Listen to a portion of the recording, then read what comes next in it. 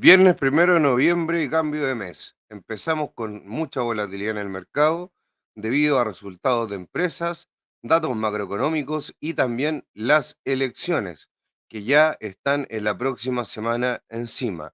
Todo esto además con la próxima semana una decisión de la Fed, en la cual, según los últimos datos, yo creo que no le queda más opción que seguir bajando la tasa en 25 puntos básicos, pero obviamente ahí vamos a ver lo que hace Jerome Powell. Yo creo que los datos que hay hoy en día no son positivos y por lo tanto hay que tratar de mantener eh, el mercado no muy restrictivo y por lo tanto ir haciendo bajas de tasas según lo que se esperaba. Además, lo que hacen los bancos centrales es justamente mantener expectativas o anclar expectativas, y eso es necesario que lo haga de una forma correcta. Y muchas decisiones extraordinarias podrían hacer de que esta confianza se vaya a perder.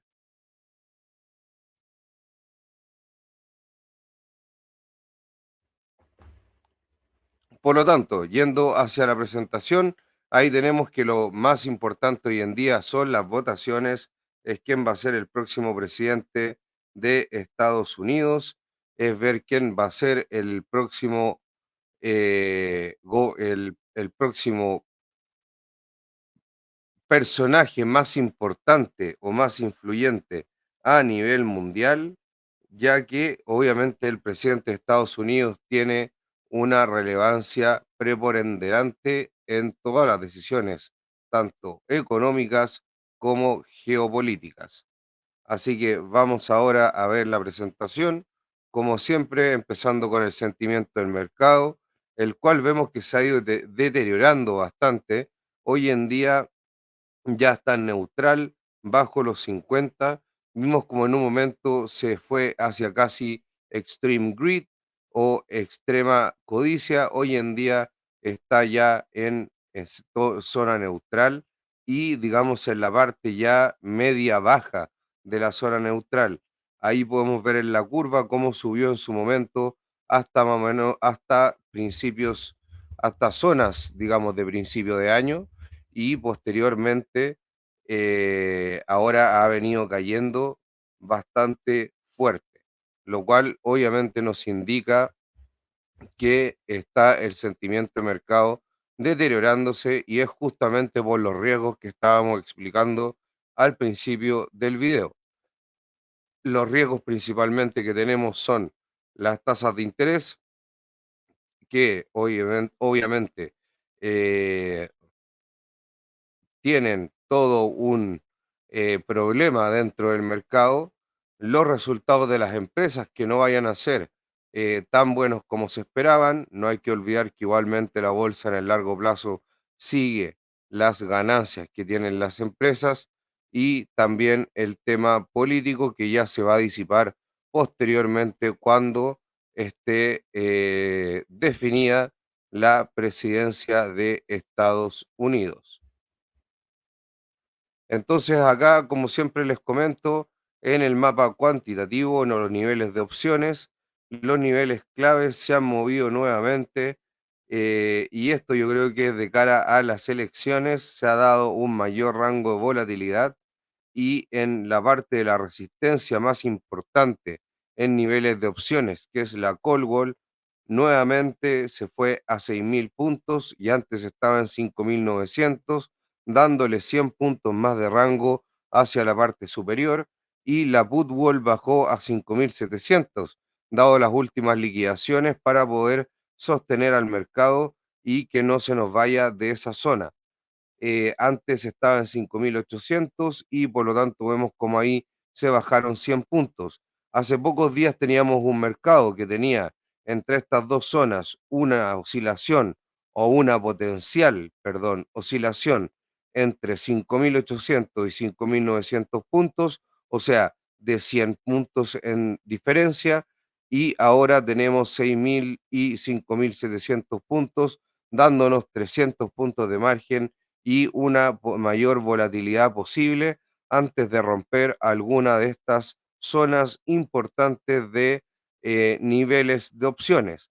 En también resistencias secundarias cuantitativas, la resistencia se va a 5.800, o sea, baja un poco más de lo que era antes, que estaba en 5.850. Esto también justamente da indicios de que se quiere proteger el mercado a la baja en caso de que haya liquidaciones, o ya las subieron, sobre todo con las tecnológicas y sus resultados. Ya lo vamos a ver a continuación. Y más que resultados, digamos, yo creo que fue el sentimiento de el sentimiento más lo que pasó que los números en sí. El soporte lo bajaron a 5.700 junto con la put wall para poder dar ahí un una muralla, digamos, que en que el índice no pueda caer de esa zona de los 5.700, ya que antes estaba en 5.800, por lo tanto también se bajó el soporte secundario en 100 puntos. El volatility trigger, que también antes estaba en una zona más alta, ahora está en 5.810 puntos. Y podemos ver actualmente que el mercado terminó cerrando bajo esa zona y por lo tanto estamos en una zona cuantitativa en donde las liquidaciones se van a ir acelerando. Obviamente todo esto puede cambiar con algún catalizador, pero tenemos que ver qué es lo que pasa. Yo creo el mayor catalizador a nivel de opciones que se venía hablando hace mucho tiempo van a ser las elecciones. Nuevamente los bonos, ya que hemos hablado harto de los bonos. Nuevamente las tasas de 10 años, como ven ahí, la última vela del día de hoy fue bastante alcista, no paran de subir. Esto se debe a cambios en expectativas económicas que afectan al Treasury Basis Trade, que es uno de las operaciones, digamos, que hacen los hedge funds y que lo hacen financiándose con repos y básicamente hacen un arbitraje entre el bono a futuro y el bono al contado. Obviamente que esto, cuando cambian las expectativas, o sea, el term premia, que quiere decir que cambia la inflación y los niveles de empleo que están relacionados con el crecimiento, esto puede ser afectar a todo este sistema monetario y hacer un riesgo sistémico. Por lo tanto, yo creo que esto es uno de los grandes factores que ha impulsado la violencia en la alza de las tasas de interés. Obviamente que las expectativas económicas o el term premia influyen, pero obviamente que también influye todo este mecanismo que hay digamos, de operativa en bonos futuros y bonos al contados con el Treasury Basis Trade. La Fed se verá obligada a inyectar más liquidez para poder frenar esto, o hasta frenar el QT para calmar a las tasas de largo plazo. Hay que recordar de que la Fed tiene un programa de QT o Quantitative Tightening, que es básicamente cuando empieza a hacer lo contrario al QE, que es justamente hacer una relajación cuantitativa.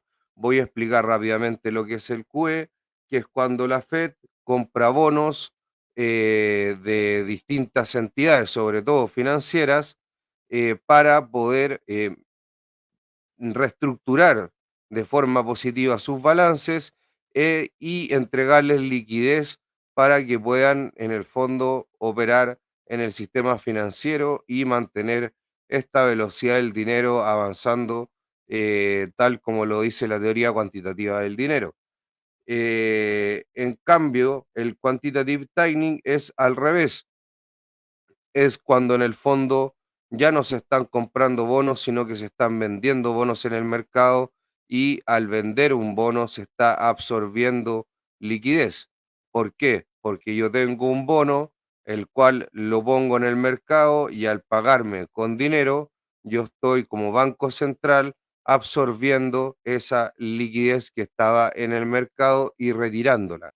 Entonces, la Fed estaba hace mucho tiempo haciendo este famoso quantitative tightening y yo creo que con todos estos temas, más lo que vamos a ver que ha pasado en el MOVE, que, bueno, cerró un poco a la baja, así que yo creo que algo tiene que haberse movido ahí a última hora del día, pero que venía subiendo bastante hasta los últimos momentos del mercado.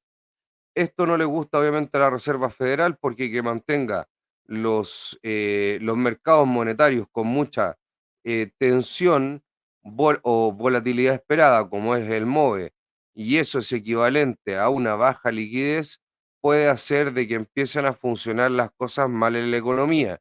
Hay que entender de que para que la economía funcione, esto es una cadena de pagos. Yo le pago a alguien que me provee un servicio, este le paga a otras personas más y así va funcionando la cadena económica. Si esto se frena, obviamente que esto es un gran problema. Justamente eso fue lo que pasó el 2008 a nivel financiero, que se congelaron las operaciones entre bancos por desconfianza. Volviendo a lo que es la presentación, dólar capitulando a los analistas.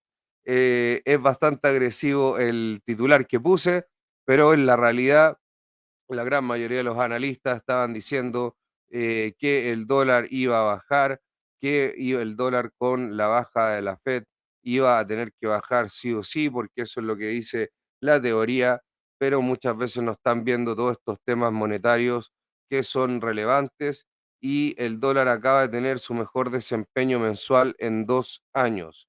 Esto se debe a la demanda actual dado en el comercio, en el financiamiento y en las tensiones de los mercados monetarios y el euro dólar. Así que el dólar capitulando a varios analistas, sobre todo acá en Chile, que decían de que el dólar iba a llegar a los 800 pesos y se los recuerdo que está en este momento en 965 pesos y vamos a ver, perdón, lo voy a ver acá. Después lo vamos a revisar con más calma, pero está actualmente en 965 pesos, muy lejos de los 890, 880 que pronosticaban algunos analistas que están capitulando. La fuerza del S&P 500 ha sido impresionante, es un mercado muy fuerte, ha sorprendido a muchos, yo creo que a la gran mayoría, sobre todo este año, ya que se esperaba un buen mercado, pero que podía tener un poquito más de turbulencia, sobre todo llegando a niveles a los cuales ha llegado en los índices. Así que tenemos un mercado extremadamente fuerte y acá nos dice el gráfico que el mercado está en una fortaleza bullish o alcista y solamente ha tenido un mes de caídas o de retornos negativos desde noviembre del 2023. Justamente yo siempre cuando he mostrado el gráfico del SP 500 de largo plazo, la tendencia que ha tenido últimamente, donde se volvió bullish, que fue justamente con el QRT de ese momento, digamos, eso fue justamente por una buena subasta de deuda que con otros factores impulsaron este sentimiento más bullish del SP 500 y de ese momento hasta la fecha solamente ha tenido un mes negativo. Tenemos que recordar que ha tenido dos grandes liquidaciones, tanto en agosto como en septiembre, pero a pesar de estas grandes liquidaciones logró cerrar uno de esos meses en positivo. Así que muy bien el SP 500 con la fortaleza que ha venido mostrando. Flujos hacia el riesgo. Se espera que el flujo mensual medio hacia los fondos mutuos de acciones y ETFs aumente significativamente en noviembre. Acá se ve cómo debería aumentar mucho más que en diciembre y esto yo creo que es justamente porque se va a disipar el tema de la incertidumbre por elecciones de Donald Trump y Kamala Harris. Así que yo creo que ya pasando eso, vamos a solamente empezar a pensar en la Reserva Federal, su trayectoria de tasas y la, digamos, el flight to risk que van a hacer las carteras o la ida al riesgo, ya que al haber tasas más bajas, tanto de la Fed como esperamos también de mercados, si es que cambian las condiciones, van a impulsar a los portfolio managers y a todos los administradores de activos para buscar más riesgo para poder obtener mayor rentabilidad. Eso se llama un poco represión monetaria o inflación monetaria. Pero resultados negativos para el mercado. Acá vamos a ver a nuestro amigo Oso cómo está muy contento con lo que pasó tras los resultados del día miércoles, en donde gigantes como Meta presentaron resultados y tuvieron un descenso de un 4,38%. Microsoft también presentó resultados y terminó con una caída de un menos 4,01%. Esto fue en el premercado, Starbucks cayendo levemente, Coinbase cayendo casi un 3,5, casi redondeado 3,6% y Robinhood cayendo más de un 10%. Eh, Goldman Sachs y la rentabilidad y el riesgo, los últimos 12 meses han sido uno de los mayores rendimientos anuales ajustados al riesgo en la historia del mercado de valores de Estados Unidos. Hay que ver que este gráfico que nos está mostrando Goldman Sachs, como nos está diciendo, es un gráfico de rentabilidad dividida por la volatilidad, ¿ya? Eh, Acá, ahí nos puede decir la leyenda del gráfico, que es el retorno a un año del SP 500 dividido el retorno, perdón, la volatilidad, el ratio de volatilidad realizado del SP 500 en un año. Por lo tanto, es básicamente el ratio Sharpe. Los últimos 12 meses han sido uno de los mayores rendimientos anuales ajustados al riesgo en la historia del mercado de valores de Estados Unidos. Y ahí vemos cómo en el fondo hemos tenido mucha rentabilidad a pesar de la volatilidad que ha tenido el mercado. Esto yo creo que principalmente puede ser dado que hemos tenido unas altas gamas positivas durante gran parte del año. Cabe señalar que históricamente un repunte de baja volatilidad no ha sido necesariamente un indicador de volatilidad futura. Por lo tanto, ahí nos está diciendo Goldman Sachs que no necesariamente puede haber mayor volatilidad a futuro en base a lo que ha sucedido hasta ahora. Acá tenemos que Meta y Microsoft son los que más están invirtiendo. Perdón, ahí está el gráfico que les tenía que mostrar de Goldman Sachs. Este es un gráfico de ratio Sharp de riesgo, em, riesgo dividido retorno y es justamente lo que les estaba diciendo. Estamos con un mercado bastante positivo en cuanto a riesgo retorno y no quiere decir que hayamos tenido una baja volatilidad, vamos a tener una alta volatilidad a futuro. Ahora sí, Meta y Microsoft son los que hacen mayor CAPEX en la inteligencia artificial. El Wall Street Journal nos dice que Meta y Microsoft son los campeones del gasto en inteligencia artificial y no frenarán, más conocido como CAPEX. Las inversiones de capital que están aumentando considerablemente no muestran señales de desaceleración, ya que los últimos informes no logran entusiasmar a los inversores. Obviamente que para un inversor un gasto muy grande en CAPEX hace que su flujo libre de caja sea más bajo o disminuya.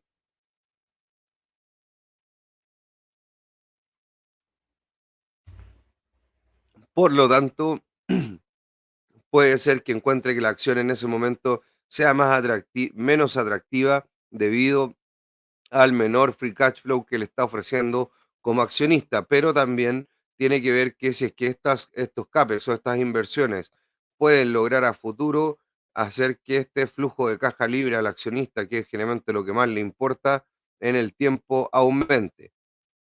¿Ya? No solamente, y yo hablo de flujo de caja libre, dado que los earnings o las ganancias están de repente un poco contaminadas y lo que realmente recibe el accionista es el flujo de caja libre.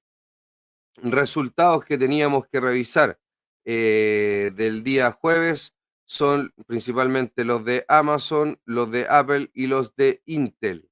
Así que vamos con estos resultados que son de las empresas muy importantes, sobre todo Amazon y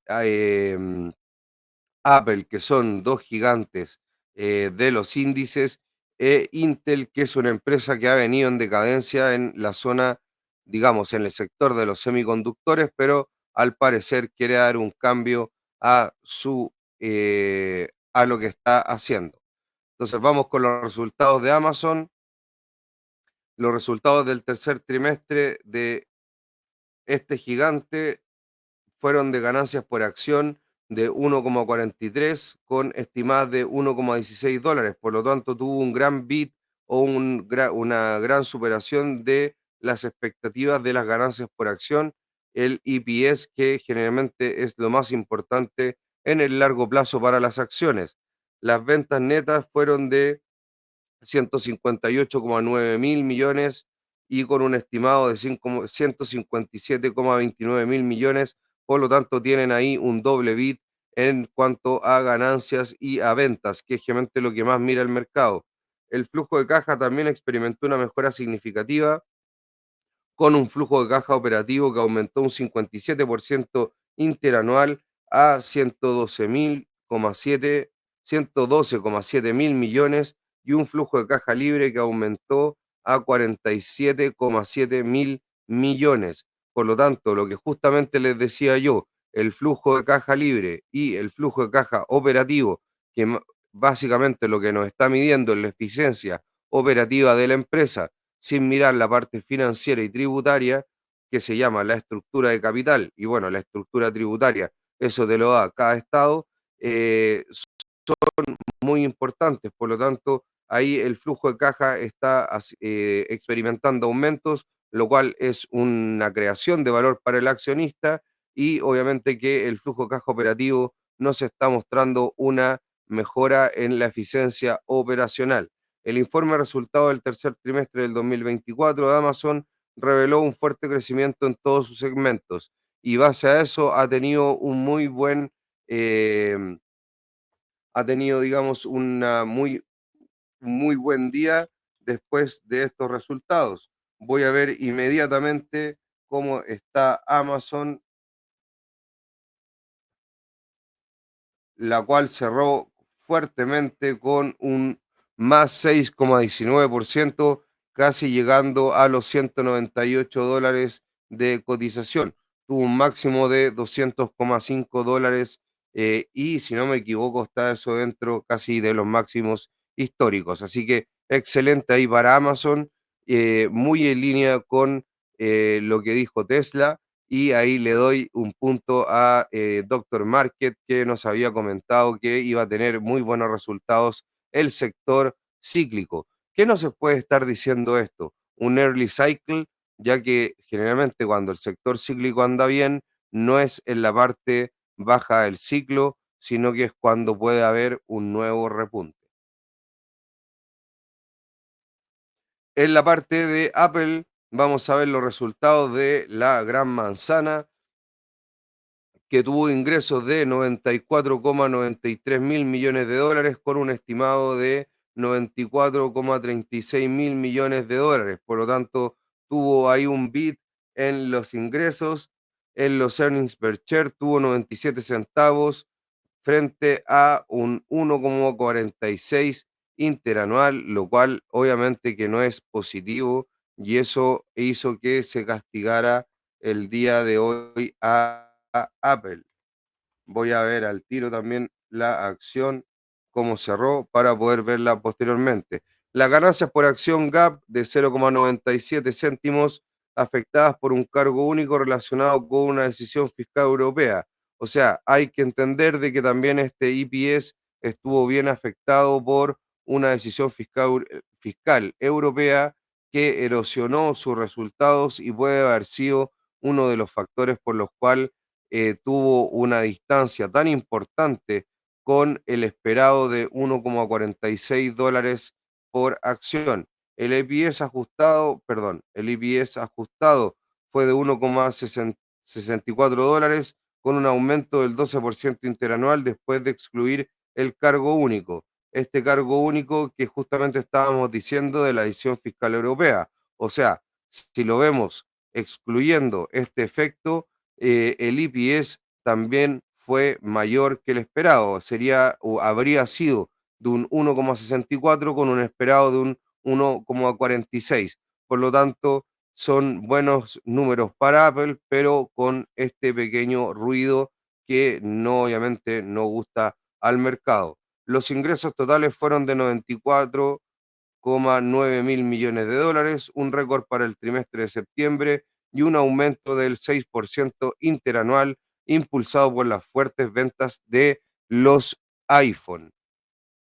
Eh, el flujo de caja operativo, casi 27 mil millones de dólares, el flujo de caja operativo fue casi de 27 mil millones de dólares, lo que permite obtener 29 mil millones de dólares en retornos para los accionistas. Hay que ver que Apple es una de las mejores empresas del mundo y reparte mucho valor o genera, perdón, mucho valor a los accionistas y a pesar de que a lo mejor no tenga un gran dividendo, siempre hace grandes recompras de acciones, lo cual es básicamente lo mismo, pero con el efecto positivo fiscal de no tener que retirar esos dineros. Obviamente hay gente y hay inversores que prefieren los dividendos por temas personales o de su estilo de inversión, pero una forma eficiente fiscal de hacer esto mismo es con la recompra de acciones.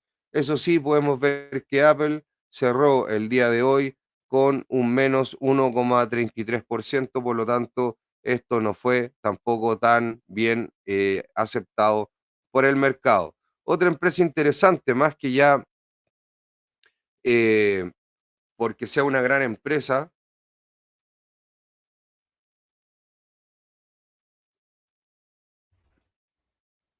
de hecho es una empresa que en los semiconductores viene bastante mal comparado con sus competidores, como Nvidia, que es literalmente hoy en día el rey en el segmento. Y AMD, que siempre está en el segundo lugar, en su momento detrás de Intel y ahora detrás de Nvidia, no se entregó resultados del tercer trimestre del 2024 y Intel presentó ingresos en el cuarto trimestre de 13.300 millones de dólares a 14.300 millones de dólares estimados y con un estimado en 13.630 millones de dólares. Por lo tanto, el rango de ingresos que nos presenta Intel para el próximo trimestre está dentro o el estimado está dentro de este rango. Por lo tanto, eso es positivo y quiere decir de que lo que nos entrega la empresa como guidance posible o rango de guidance posible está con el estimado en el interior de ese rango. El ingreso del tercer trimestre de Intel fue de 13.280 millones de dólares con un estimado de 13.020 millones de dólares, por lo tanto tuvo un check y bit ahí en ingresos. Un earning per share ajustado de menos 0,46 dólares, lo cual es bastante negativo. Los ingresos por centro de datos en inteligencia artificial fueron de 3,35 mil millones de dólares, con un estimado de 3,15 mil millones de dólares, por lo tanto, un pequeño aumento en los ingresos estimados por IA. En los ingresos por informática del cliente tuvo ingresos por 7,33 mil millones de dólares con un estimado de 7,46 mil millones de dólares, lo cual es negativo y tuvo en ingresos por informática del cliente ingresos más bajos. Ingresos previstos para el cuarto trimestre fueron de 13.300 millones de dólares a 13.400 millones de dólares con un estimado de 13.630. Eso es lo que le había mencionado en un principio. y por lo tanto, más o menos nomás los resultados de Intel y les voy a decir cómo cerró esta compañía, que a pesar de esto subió un 7,81%. Yo creo que básicamente porque venía muy castigada y a pesar de tener resultados bien mediocres, eh, el mercado se los ha tomado positivo. Hay que recordar y mencionar también de que Intel ha tenido eh, algunos rumores de ofertas de adquisición y a lo mejor podría ser una buena idea para la compañía, ya que es una compañía que no puede competir con sus principales competidores que tiene, que son hoy en día en Estados Unidos, Nvidia y AMD. Resultados positivos para el mercado, por eso ponemos ahora un toro. Bueno, Apple no fue de los más positivos con un menos 1,31% después de estos números yo los estoy poniendo después de los resultados post-market, fue de un menos 1,39%, por lo tanto tuvo una reacción negativa en los resultados la empresa de Apple. La empresa de Amazon tuvo unos inmediatamente resultados positivos con un más 6,44%, Intel también tuvo resultados positivos de un más 7,5%. Intel terminó cerrando un poco más arriba, cerrado un poco más abajo y Apple claramente en el mismo rango que estaba ahí.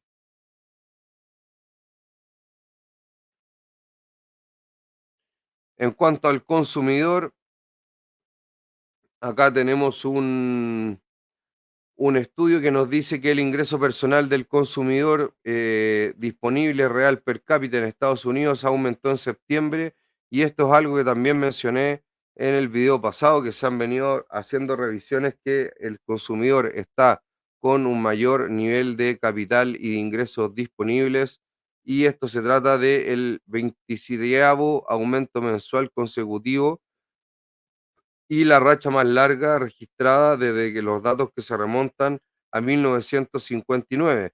Por lo tanto, el consumidor se debería encontrar bastante fuerte. Esto obviamente tiene que estar en línea y está en línea con el gran número de confianza al consumidor que hubo y son 27 aumentos mensuales de ingreso personal disponible real per cápita en el consumidor norteamericano.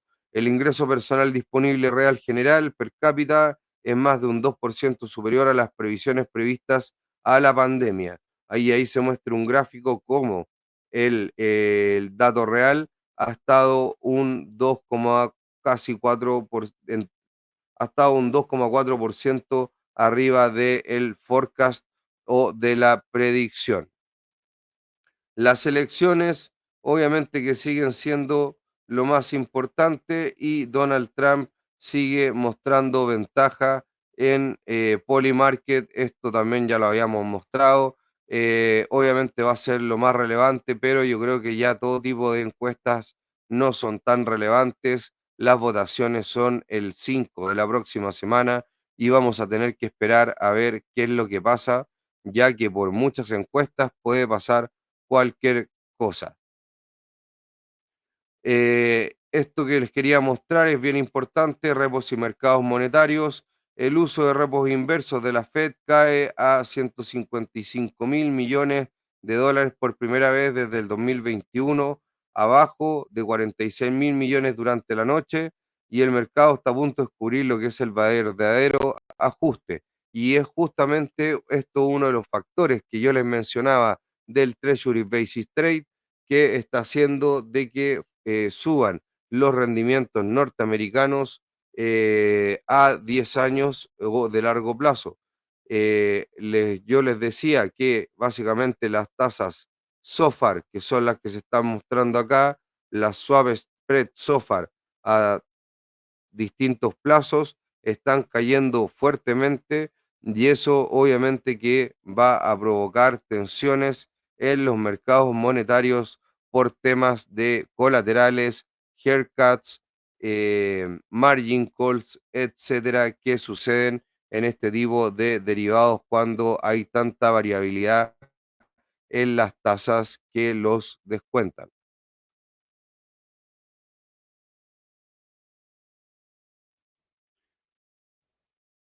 También, como les decía, disculpen, esto también, como les decía, tiene que ver mucho con el cambio que ha habido en el term premia y en las expectativas que hay hoy en día, donde también se está viendo un poco más de inflación y justamente lo vamos a ver ahora en los datos macro del martes y el miércoles, porque a pesar de que todo esto funciona en el mercado monetario con ciertos mecanismos que existen de financiamiento, los datos macro generan o setean expectativas o term basis.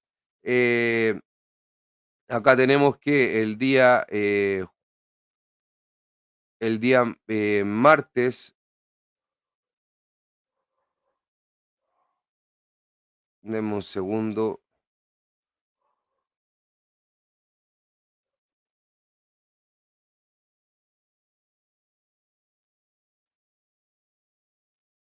Ya, perfecto. El día martes tuvimos, como yo les había dicho, un buen dato de confianza al consumidor para que vayamos haciendo un recuento semanal, el cual fue mayor a la expectativa y venía en una alza previa desde el dato anterior, el forecast y el consenso.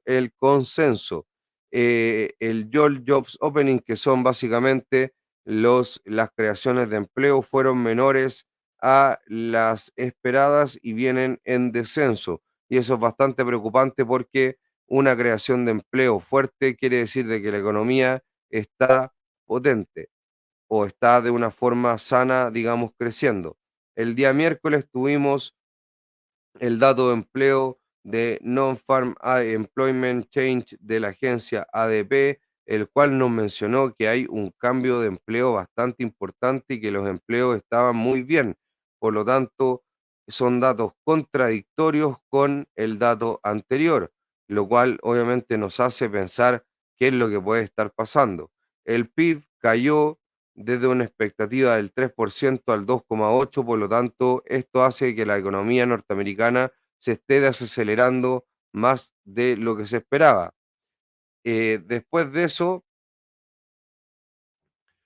tenemos que el PIB de la Atlanta Fed, que es una hay que recordar que la Reserva Federal tiene varias sedes regionales y una de ellas es Atlanta y el PIB estimado por la Fed de Atlanta para el cuarto trimestre de Estados Unidos baja al 2,3% desde el 2,7% debido a toda la última información que se ha tenido el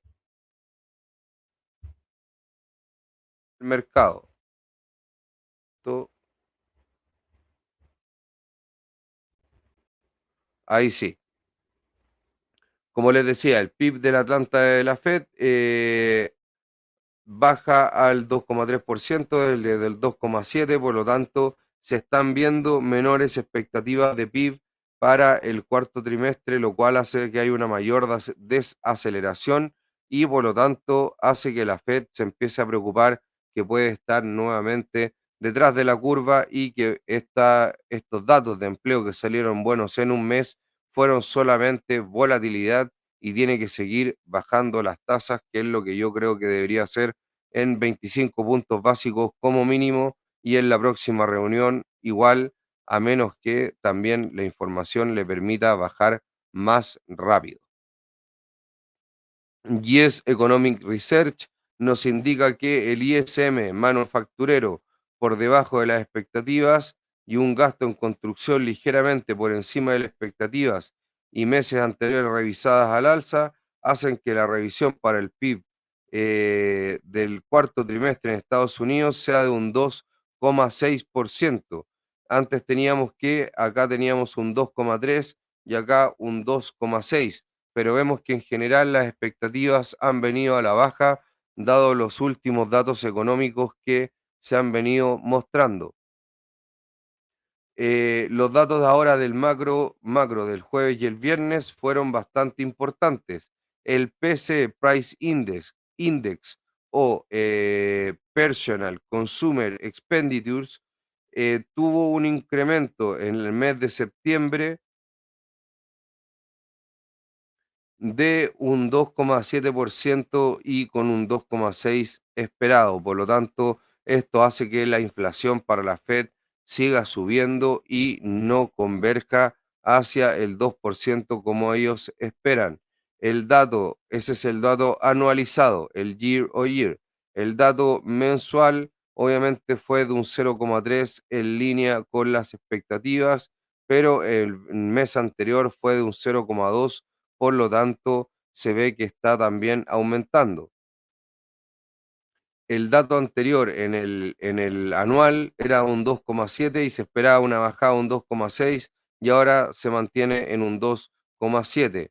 El, el dato de Initial Jobless Claims, que son básicamente peticiones de desempleo iniciales, o sea, son las primeras personas que se están quedando sin trabajo y no el continuo, disminuyeron, perdón, desde el esperado de 229.000 a 216.000. Por lo tanto, hay menos gente que está pidiendo desempleo.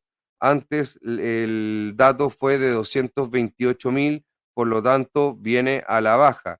Y eso es importante, ya que si la gente no está pidiendo desempleo, quiere decir de que no está tan mal la economía. El Chicago PMI fue de 41,6 con un esperado de 46,9, bastante más bajo y negativo.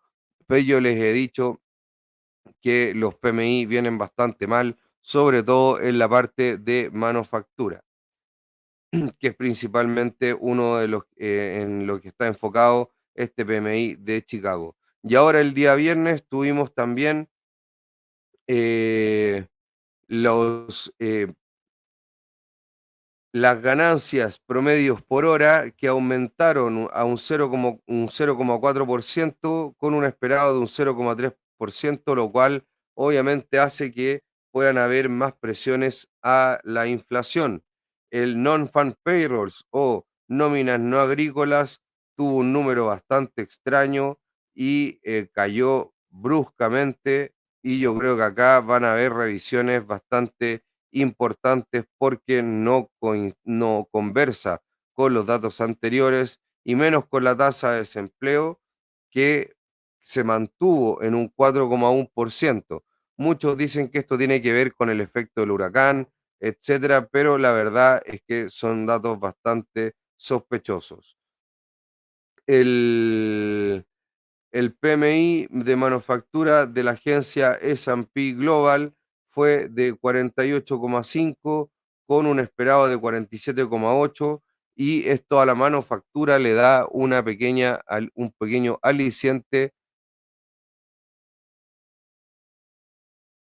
perdón, ahí están los datos macro, un pequeño aliciente dado que venía la manufactura muy mal en estos últimos meses y venía en zonas de contracción. Esto obviamente fue de la agencia ISM, que es distinta de la agencia S&P. Y en la parte del ISM de precios de manufactura, que es justamente la última línea de la diapositiva, estos precios aumentaron de un 49,9 a un 54,8, lo cual es bastante. Por lo tanto, la manufactura sí se puede estar, entre comillas, recuperando según S&P, no según ISM, pero lo importante es que están subiendo los precios. Esto, además, con lo que pasó con el PCE, nos puede estar diciendo que puede haber un posible rebote no inflacionario, pero a lo mejor una convergencia en torno al 3% y no en torno al 2% como esperaba la Reserva Federal. Obviamente que podría la Reserva Federal forzar a que llegue al 2%, pero esto también podría provocar una recesión, y esos son los famosos riesgos que habla la Fed, que tiene en la cola derecha y en la cola izquierda, que si es que es muy restrictivo con la política monetaria, podría ser de que eh, se produzca una recesión y si es muy flexible con la política monetaria, podría la inflación haber un rebote importante, que yo no lo creo, o podría quedarse en niveles más altos de lo que es su objetivo y esto también le hace perder credibilidad. El PMI manufacturero en Estados Unidos desglosado, esto también ya que salió ya que, digamos, la manufactura está con tantos problemas, nos dice acá que en la vamos a ver la dirección para no enredar tanto con los datos. En lo que está el desglose de este PMI y nos dice que obviamente el índice completo está en contracción, las nuevas órdenes están en contracción, la producción está en contracción, el empleo está en contracción, eh, supplier deliveries está disminuyendo, eh, estas son las entregas de los proveedores. Los inventarios están en contracción. Los inventarios de los consumidores están muy bajos y los precios están incrementando. Por lo tanto, no es un escenario muy positivo y básicamente estos son los riesgos que se ven en la Fed de poder a lo mejor tener un doble riesgo, ser que se contraiga demasiado la economía. Esta, obviamente, la parte de manufactura siempre ha estado más complicada que la de servicios, que es la más importante de Estados Unidos, pero obviamente que nos está dando un indicio que se puede estar contrayendo la economía y no estar bajando suficiente la inflación. Esto también se predijo antes de que podía pasar en el COVID debido a cambios estructurales en la economía. Datos macro de la próxima semana. Tenemos lo más importante por lejos y el dato que va a ser más relevante incluso que nuestro querido Jerome Powell va a ser la elección presidencial del día 5 de noviembre. Ese día antes de eso va a haber mucha volatilidad, ese día se van a reasignar muchos riesgos en cartera, se van a vender y comprar posiciones, lo cual va a generar volatilidad en los mercados. Justamente esta elección presidencial ha hecho que varios de los trades, tanto en renta fija como en renta variable, hayan tenido rebalanceos de riesgo o a lo mejor hasta eh, disminuir exposición, bueno, que aunque es igual un rebalanceo de riesgo, pero disminuir exposición hacia cierto tipo de activos antes de la elección presidencial por prudencia o por políticas de riesgo de estos inversores particulares o institucionales. Luego tenemos el PMI global de servicios de la agencia ESAM, perdón, tenemos el PMI de servicios de la agencia S&P Global, la cual es muy importante. Luego tenemos el PMI no manufacturero, que también es de servicios, básicamente, de la agencia ISM, y estos dos van a ser muy claves para ver cómo sigue la economía en cuanto a la parte de los servicios, que es la zona más, o digamos, la parte más resiliente y la que aún ha seguido tirando el carro de la economía norteamericana, a diferencia de la manufactura. También vamos a tener los precios de los servicios de la agencia ISM y ahí también vamos a poder tener más indicios si podemos tener más aumentos de precios, sobre todo por el lado del IPP o del IPC. En este caso deberían venir más por el lado del IPP, pero el mes pasado tuvimos por el lado del IPC y no hay que descartar de que los aumentos de precios pueden venir tanto del productor como del consumidor a futuro en caso que se dé este famoso escenario de no landing y que estén priceando justamente en este momento la renta fija de largo plazo.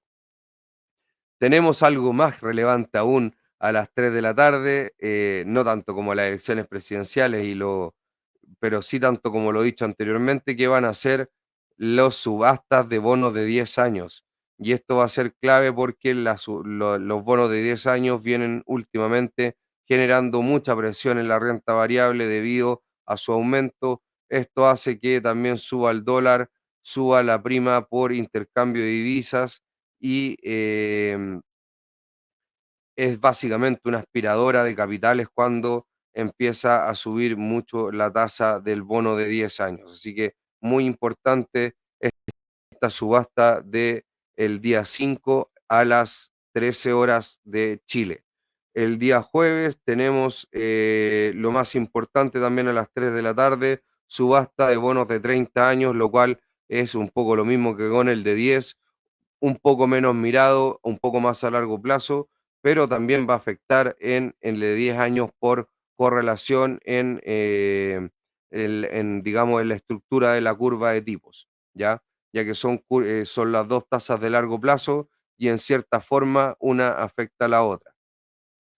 Y para el día 7 tenemos datos iniciales de desempleo, Initial Jobless Claims, lo cual también va a ser clave por el tema del desempleo que venimos hablando hace bastante rato.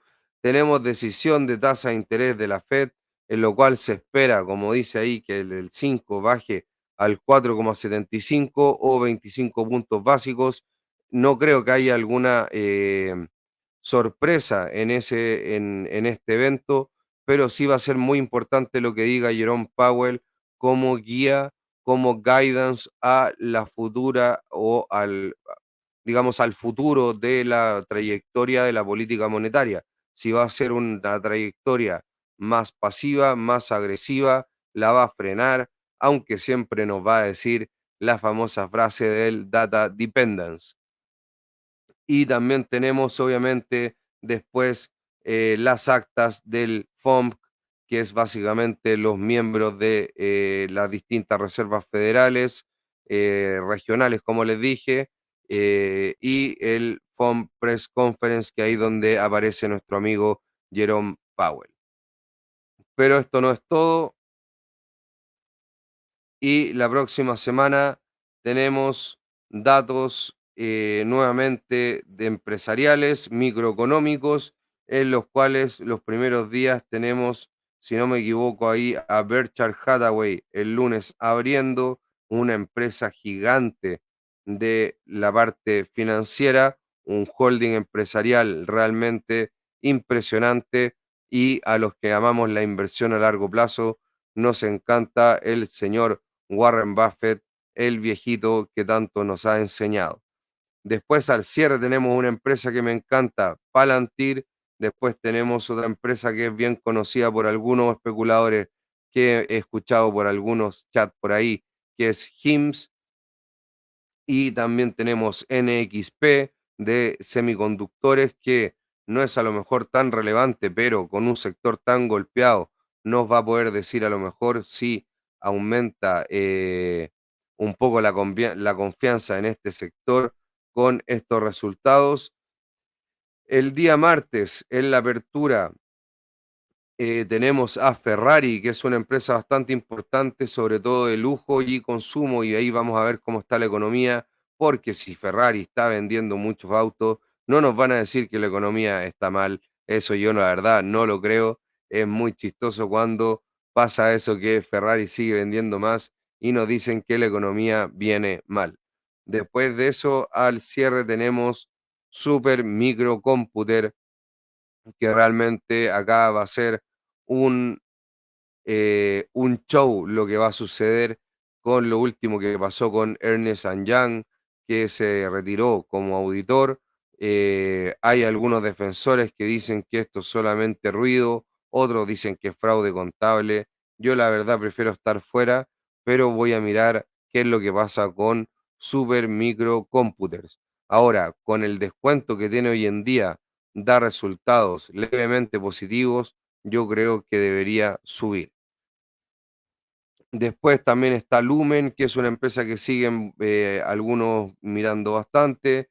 Microchip, que también es de la parte de los semiconductores, y ahí vamos a ver con esas empresas que no son tan relevantes en cuanto a peso de los índices, pero cómo se van moviendo ciertos sectores. Luego está Celsius, una empresa que le gusta mucho ahí también, que los he escuchado, que es de bebidas. Está Novo Nordisk, un gigante de la parte farmacéutica, sobre todo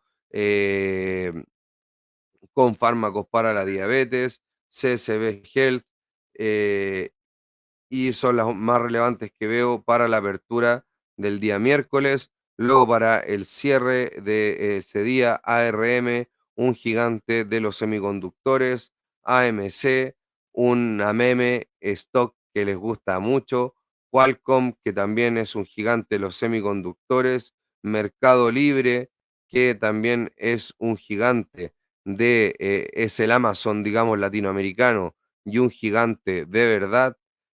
AppLovin, que App es una empresa que ha tenido un alza muy importante ahí en la lista del famoso Doctor Market, que siempre hablo de él. Em, el día jueves tenemos en la apertura Vistra Energy, otra empresa muy, muy importante ahí de Doctor Market, que nos ha hablado sobre la energía nuclear y cómo ha aumentado la generación de energía no regulada en Estados Unidos, los precios de sus acciones debido a la necesidad de energía continua 24/7 para los data centers, que muchas veces la energía renovables no convencionales no son capaces de entregar. Está Moderna también, que es una empresa gigante de farmacéutica. Cameco, una empresa también bien conocida por algunos, y Hershey's, la empresa de consumo básico de alimentos. Luego para el día jueves al cierre está Arista, otra empresa muy importante de la parte semiconductores. Está Block de la parte blockchain. Está Rivian de la parte automotriz de eléctrica, Fortinet, una empresa que me encanta en cuanto a ciberseguridad, y Airbnb, una empresa que también es bien importante por la irrupción que ha hecho en el mercado. Y luego el día jueves, el día viernes, ya como siempre no tenemos muchos resultados importantes, por lo tanto tenemos que ver que los tenemos, perdón, tenemos muchos resultados bastante importantes. em, en la próxima semana, así que ahí revisando las compañías que tenemos en nuestra vista, las compañías que queremos entrar antes de los resultados o salir antes de que entreguen resultados, según las perspectivas que tengamos de cómo podrían estar. Ahora vamos a un poco ahora al mercado. Justamente les mostraba acá el dólar peso que estaba viendo de que ha seguido aumentando y ha hecho que capitulen muchos de los operadores o analistas que decían de que iba a bajar. Yo sé que acá el dólar lo vemos a nivel internacional, pero a nivel chileno el dólar peso solamente ha venido aumentando después de este toque al nivel de los 8,95, pero a nivel internacional vemos que ha venido subiendo y vemos cómo el día de hoy ha tenido un alza muy importante. Técnicamente superó la media de 100 sesiones, no logró llegar a un nivel más alto, vino nuevamente a tocar la media de 100 sesiones, la perforó acá con esta vela un poco, pero después subió debido a los datos económicos que fortalecen al dólar, que hacen cambios en las expectativas del term premia del carry basis trade, y hagan que estén subiendo mucho las tasas y el dólar. Acá justamente vemos las tasas. Miren la tremenda vela que ha tenido el día de hoy la tasa de 10 años, lo cual ha complicado, por supuesto, a la bolsa, lo cual ha complicado a los mercados emergentes y lo cual complica a todo el mundo realmente cuando las tasas de largo plazo de Estados Unidos suben tanto. Acá, obviamente, que las expectativas económicas, tanto de mayor crecimiento, a pesar de que el empleo está medio mixto con los datos que ha entregado, pero sí con lo que se está percibiendo en inflación, ha aumentado mucho, pero obviamente que esto se amplifica por los mecanismos de apalancamiento, financiamiento, colateralización y carry basis trade que les he mencionado anteriormente y que vimos en el canal Dinero y Fontanería Financiera con Diego Quevedo. Vamos a ver los índices, cómo cerraron. Vemos que el índice S&P 500 perdió el nivel de los 5.800. Pusimos que se cambió este nivel,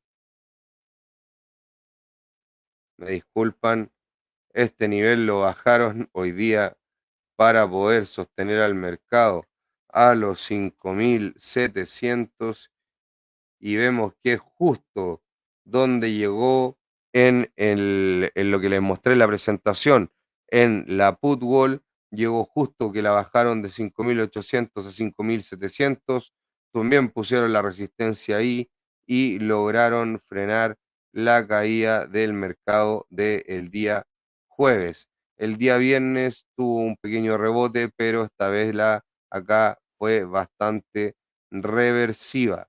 El número de los 6.000 sigue estando ahí. Tenemos acá un posible eh, movimiento de la Fed, las elecciones y eso, porque yo creo que ya los datos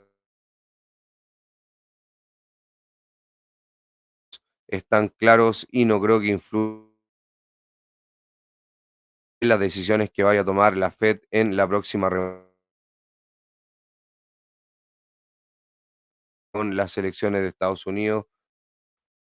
Por lo tanto, acá va a haber una gran volatilidad y por algo se está dejando todo este rango en que se mueva el mercado. Acá tenemos exactamente el mismo movimiento en el Nasdaq, en el cual esta vela, miren cómo abrió con este gap. Esto fue en el overnight o en la noche, cómo bajaron con los resultados de empresas importantes.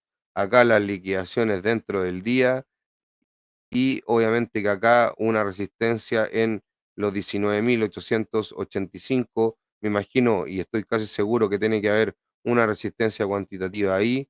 Vamos a verlo acá. Cero Gamma estaba casi similar en los 18.840 prácticamente, que es justamente donde llegó.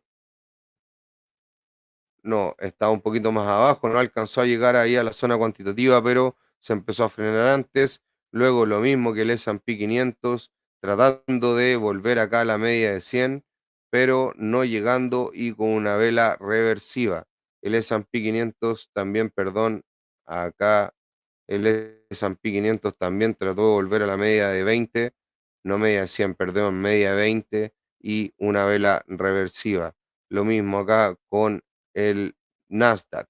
El Nasdaq sí un poquito más fuerte que el S&P 500. El Russell 2000 también tuvo una liquidación bastante importante el día jueves y la misma estructura.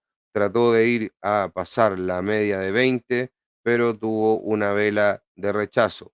El Bitcoin, acá vemos que ha tenido 3 días bastante reversivos. Esta resistencia de acá ya la pasó. Estos fueron dos mínimos que tuvo, o sea, dos máximos que tuvo que podrían servir acá como soporte para poder volver a subir. Así que vamos a ver qué es lo que hace Bitcoin, pero también tuvo acá una vela tipo cambio de tendencia y acá tuvo dos velas bastante reversivas, bastante fuertes en liquidación justamente, perdón, en correlación en la liquidación con la renta variable.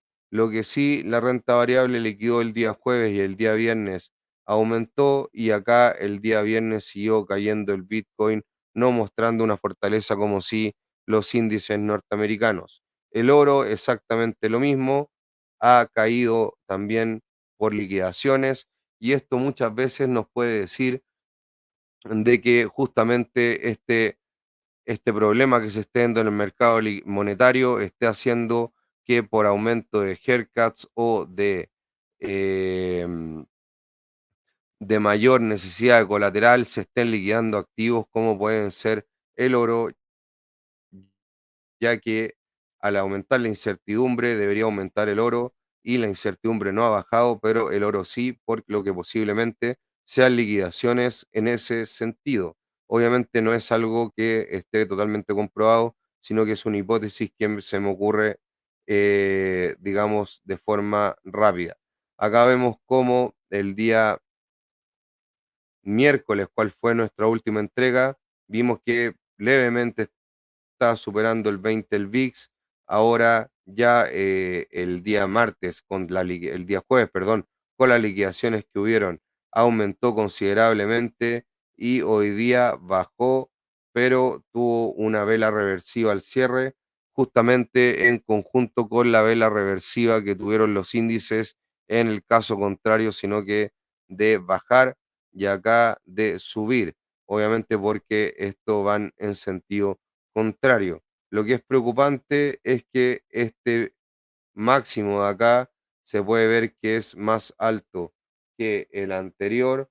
Vamos a hacer ahí una línea, por lo tanto, y está más o menos en línea con estos máximos de acá. Por lo tanto, ahí se está viendo cómo en el VIX se está priceando la volatilidad esperada de la elección presidencial. Yo esto lo voy a dejar marcado en 30, que ya es un nivel mucho más preocupante. Así que eso con el VIX, el MOVE, como les dije, venía subiendo bastante. Hoy día bajó un poco, pero sigue habiendo mucha tensión en los bonos. El MOVE es como el VIX de la renta fija. Acá, obviamente, el número 150 nos podría empezar a preocupar, pero aún no se llega a ese nivel. Por lo tanto, ya hemos revisado SP500, Nasdaq, Russell 2000, Bitcoin, oro, VIX, MOVE, el DXY, que también se los mostré cómo aumentó la prima por financiamiento más importante con respecto a las otras monedas. De